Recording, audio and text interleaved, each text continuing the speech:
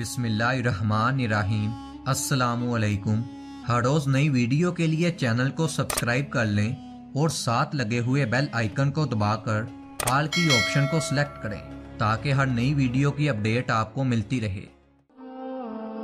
ایک عورت حضرت علی رضی اللہ تعالیٰ عنہ کی خدمت میں حاضر ہوئی اور عرض کیا کہ مجھے پاک کر دیں۔ آپ رضی اللہ تعالیٰ عنہ نے اس عورت کی طرف مخاطب ہو کر فرمایا، کس چیز سے پاک کر دوں؟ عورت نے جواب دیا، میں نے زنا کیا ہے اور اب اپنے کیے پر شرمسار ہوں اور آخرت کے عذاب سے ڈرتی ہوں، اور یہ بھی جانتی ہوں کہ دنیا کا عذاب آخرت کے عذاب سے بہتر ہے۔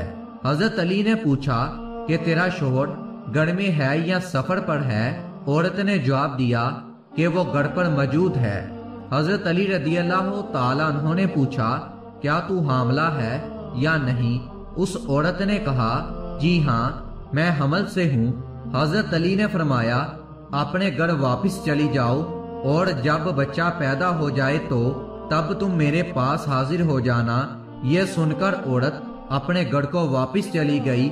حضرت علی رضی اللہ تعالیٰ عنہ نے فرمایا کہ اے میرے پالنے والے، یہ پہلی شہادت ہے جو اس عورت نے اپنے خلاف دی ہے۔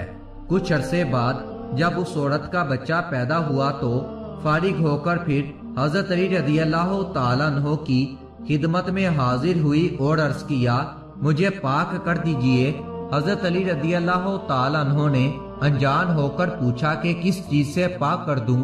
عورت نے کہا کہ میں نے زنا کیا ہے، اب میں بچے کی ولادت سے فارغ ہو چکی ہوں، لہٰذا مجھ پر حد جاری کر دیں، کیونکہ آخرت کا عذاب دنیا کے عذاب سے کہیں زیادہ سخت ہے۔ حضرت علی نے فرمایا، واپس گھر چلی جا اور 2 سال اپنے بچے کو دودھ پلانے کے بعد میرے پاس آنا۔ عورت واپس اپنے گھر کو چلی گئی۔ جب عورت چلی گئی تب آپ نے فرمایا، اے میرے پروردگار، یہ دوسری شہادت ہے جو اس عورت نے اپنے خلاف دی ہے۔ 2 سال کے بعد عورت پھر آپ رضی اللہ تعالیٰ عنہ کی خدمت میں حاضر ہوئی اور اپنا مطالبہ دہرایا۔ آپ نے تیسری بار پھر انجان بن کر تمام سوالات کیے اور عورت نے ان سوالات کے وہی جواب دیے۔ حضرت علی رضی اللہ تعالیٰ عنہ نے فرمایا، جاؤ اور اس بچے کی پرورش کرو حتیٰ کہ وہ اس قابل ہو جائے کہ کوٹھے سے گر نہ پڑے۔ عورت روتی ہوئی واپس اپنے گھر چلی گئی۔ آپ نے فرمایا، اے میرے مالک، یہ اس عورت کی اپنے خلاف تیسری شہادت ہے۔ جب عورت گھر واپس جانے لگی تو راستے میں اسے عمرو بن حدیث ملا۔ اس نے عورت سے معاملہ دریافت کیا اور بچے کو پالنے کا وعدہ کر کے اس عورت کو واپس حضرت علی رضی اللہ تعالیٰ عنہ کی خدمت میں لایا۔ عورت نے پھر اپنا اقرار گناہ کیا اور طہارت کا مطالبہ کیا۔ آپ رضی اللہ تعالیٰ عنہ نے فرمایا، یا الہی، عورت کی 4 گواہیاں پوری ہو چکی ہیں۔ پھر آپ رضی اللہ تعالیٰ عنہ غصے کی حالت میں سرخ ہو گئے۔ عمرو نے عرض کی کہ آپ میرے اس بچے کی کفالت پر ناراض ہیں۔ آپ نے فرمایا، میں نے اس عورت کو حد کی تکلیف سے بچنے کے لیے شرعی راہ بتائی تھی جو کہ تیری غلطی کی وجہ سے ختم ہو گئی، ورنہ خداوند کریم بعد مرنے کے اس عورت کو معاف کر دیتا۔ اس کے بعد حضرت علی رضی اللہ تعالیٰ عنہ منبر پر تشریف لائے اور اپنے غلام قمبر سے کہا کہ اذان دو۔ تمام اہل شہر اذان سنتے ہی مسجد میں آ گئے۔